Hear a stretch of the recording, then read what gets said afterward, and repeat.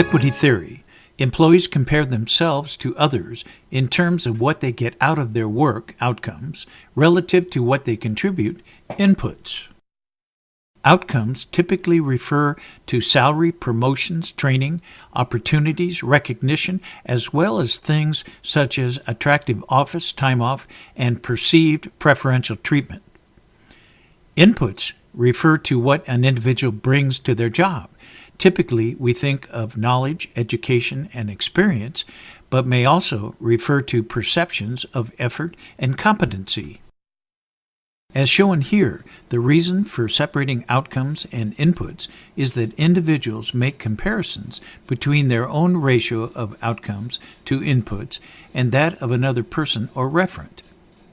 If your inputs and outcomes are the same as the other person, then you experience equity, a balance. If your inputs are less and your outcomes are greater, meaning your ratio of inputs to outcomes is more favorable than the other person, you will experience positive inequity. When your comparisons suggest that your inputs are greater than the other person, but your outcomes are less, you are likely to experience negative inequity. This is because you believe you're doing more with fewer benefits. So what are the implications of all this? This is Bob. Bob works 40 hours a week and is paid $50,000. Bob is happy. The company hires a new employee, Susan. Susan works next to Bob doing the same tasks for 40 hours per week. Susan is paid $60,000.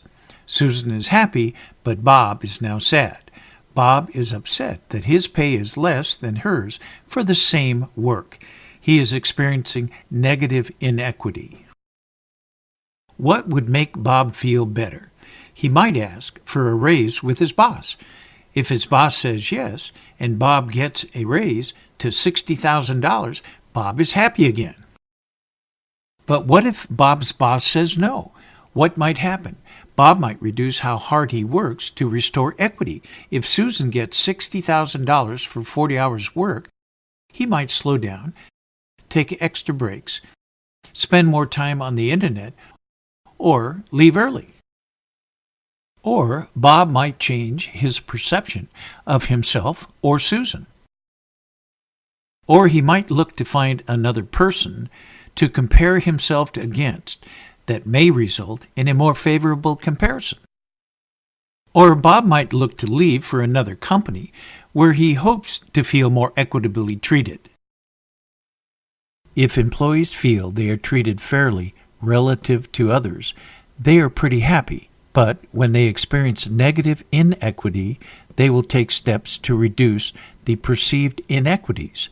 As a manager, it is important to be able to justify and explain differences in how workers are treated.